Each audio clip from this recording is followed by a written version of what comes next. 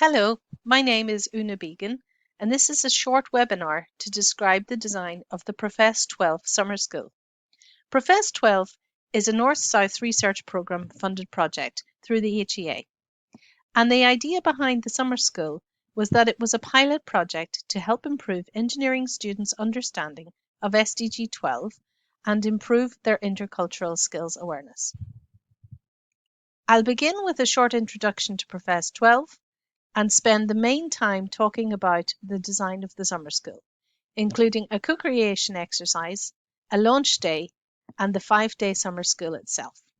And I'll finish off with some student feedback on their experiences.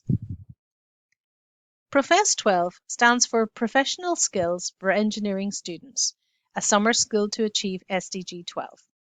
This project is funded by the HEA under the North-South Research Programme. The partners involved in the project come from TU Dublin and Ulster University. Please feel free to contact me at any stage if you'd like more information. There were 4 work packages involved in the project. The first work package looked at a literature review of the competences that engineering students will need to help solve the SDGs. In work package 2, we undertook a nationwide survey to look at the stakeholder perceptions of academics, employers, and students, into which were the priority competences they felt engineers would need. We used this information to feed into work package 3, which was the PROFESS 12 Summer School, and that's what the crux of this webinar will be about. And finally, we're in the middle of work package 4, which is looking at the evaluation of the summer school itself. So the PROFESS 12 Summer School really ended up having 3 stages with the possibility of one more. We began with co-creation exercises, which we held in TU Dublin and Ulster University, and we called the PROFESS 12 Hackathons. And these co-creation exercises were undertaken with academics and engineering students in both universities. We then held a launch day, which I'll describe in a few moments, and we finished off with the 5-day summer school, which took place in June 2023. In 2024, we propose having a reunion day where we can reconnect and reflect and re-engage with the engineering students and academics involved in the summer school. To begin to describe the co-creation exercises, we created a briefing document so that Ulster University and TU Dublin would undertake the same process. And this is available for anyone who would like a copy. Please just get in touch. The co-creation exercise itself took place over a 2-hour session after lunch in 3 parts. We began with an icebreaker so that the students could get to know each other, and then we brainstormed a case study just to get them thinking about sustainable development. In the second part of the co-creation exercise, we asked students to identify and describe the aims of the summer school, what they wanted to get out of it. The understanding was that we would turn these aims into the learning outcomes for the summer school itself. To conclude, then we also asked students about what teaching pedagogies they'd like to see in the summer school, in terms of workshops, lectures, site visits, group work, that type of thing. And finally, how they'd like to indicate to us that they had met the learning objectives in terms of assessment technique.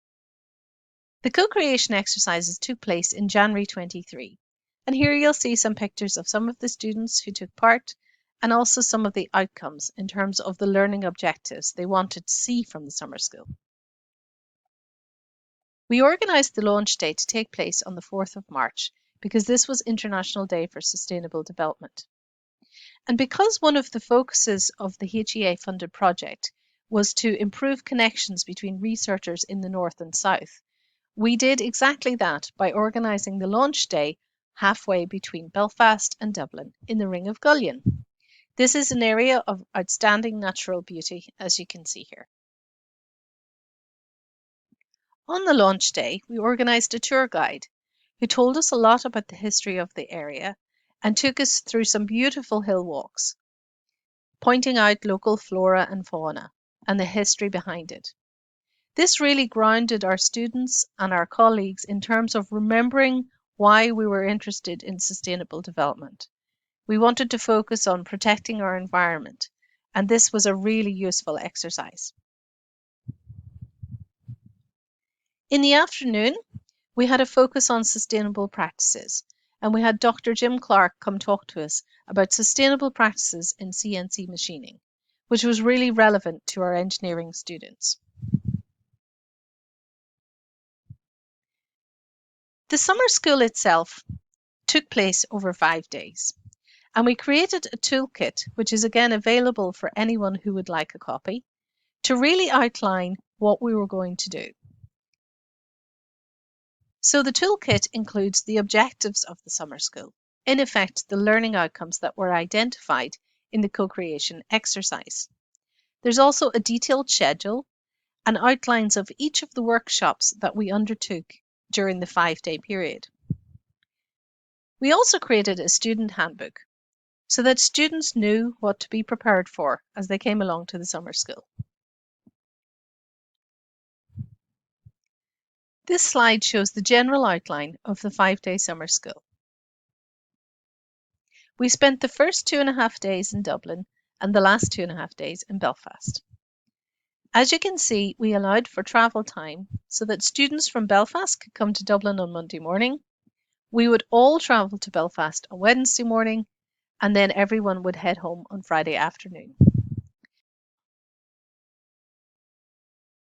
We had workshops on an introduction to the SDGs and the circular economy, an activity to develop their intercultural skills called Majoria Minoria, 2 amazing site visits to local industries in Belfast who looked at high-tech transport technologies in terms of sustainable development. On Friday morning, we focused on the personal impact of the students, where each person calculated their own carbon footprint and thought about what they could do in the future. And we finished off the summer school celebrating our student achievements with prizes and awards. As one of the aims of the summer school was to improve intercultural skills and to help students understand the cultures of each jurisdiction, we thought it was also important to include cultural visits. On Monday night, we had an activity in an escape room as an icebreaker for the students. And we also had a visit to the Guinness Storehouse and the Titanic Museum, just to bring the students together to see the cultural aspects of each area. The Circular Economy workshop was focused on asking students to reconsider how we might better design products.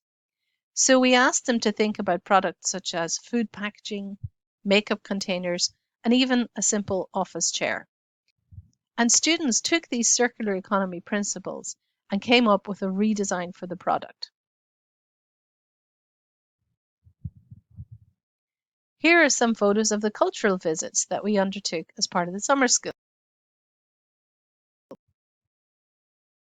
Moving on to the evaluation of the summer school, this slide shows the student responses to a survey asking about the general organisation of the summer school. Its pace, the mix of activities, the goals, whether they learned a lot or enjoyed it. And as you can see here, most students answered strongly agree or agree to the majority of the questions. So overall, we were happy that the students felt the summer school was well organised and enjoyed it.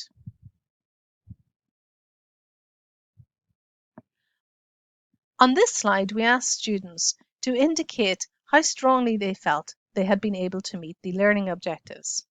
What we can see here is that for the most part, students strongly agree or agree that they had met all of the learning outcomes.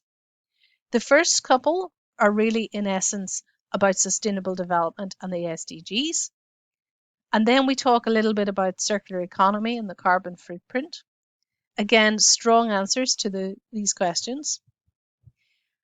The last few questions ask about their communication skills, their collaboration with students from diverse backgrounds, and their awareness of differences in how people from diverse cultures perceive things, and their reactions in conflict and communication. Again, the majority of students strongly agree that they met these learning outcomes.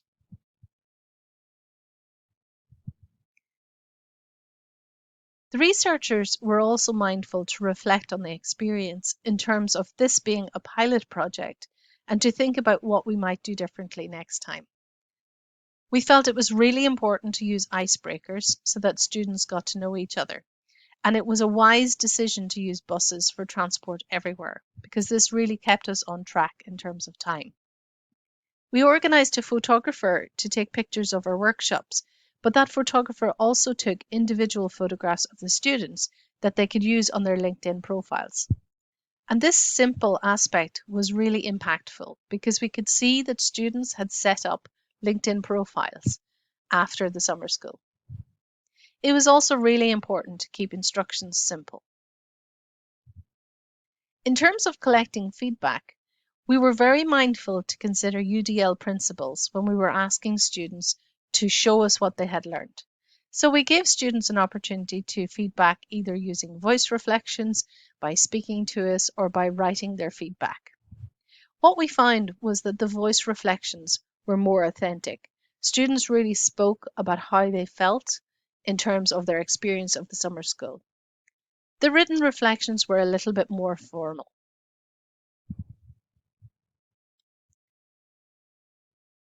I'd just like to acknowledge the HEA, DHERS, and the All-Ireland funding body for the funding for this project, and to thank the students, academics, and employers who contributed to the survey, the co-creation exercise, and the summer school itself.